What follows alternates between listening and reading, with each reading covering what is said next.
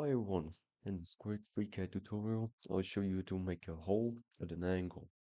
To do this, you have your object, select the face you want the hole to be on. Click the face, go to Face Tools, create dead and plane,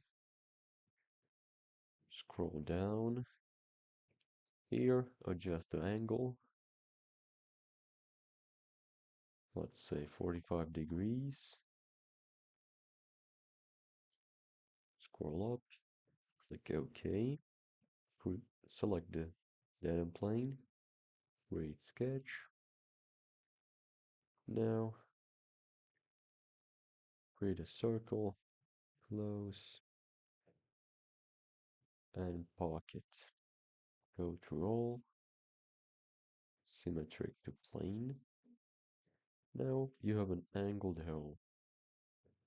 Click OK. As you can see, it's that simple.